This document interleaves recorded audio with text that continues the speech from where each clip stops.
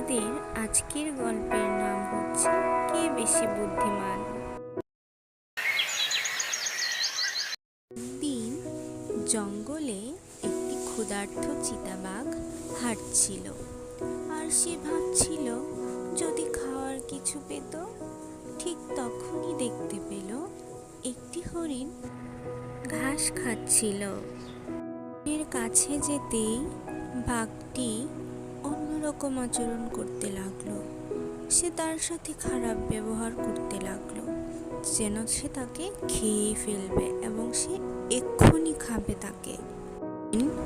তাকে বুদ্ধি করে বুঝিয়ে বলল, ও বাঘ মামা, তুমি যদি আমাকে এক্ষুনি খেয়ে ফেলো তাহলে তো বনের রাজা রেগে যাবে। এই শুনে চিতাবাঘটি আরও রাগান্বিত হয়ে গেল। হ্যাঁ, কে এই বনের রাজা? আমি ব্যতীত কে আর আছে রাজা? বলল, তাহলে দেখবে চলো আমার সাথে।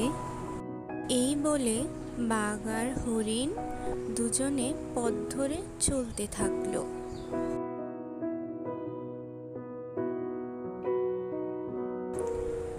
চলতে চলতে তারা পৌঁছে গেল ঠিক একটি কুয়োর কাছে।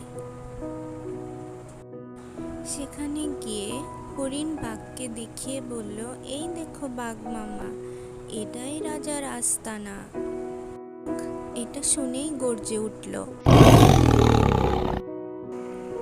বাঘ কুয়োর ভিতরে তাকিয়ে দেখলো ঠিক তারই মতো। সে বলতে লাগলো, হ্যাঁ, এ তো আমার মতোই দেখতে, চোখগুলিও ঠিক আমার মতোই জ্বলজ্বল করছে।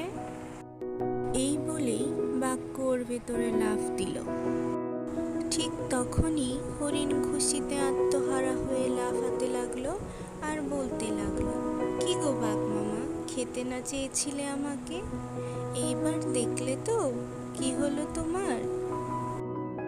এই বলে হরিণ খুশি মনে বাড়িতে ফিরতে লাগলো।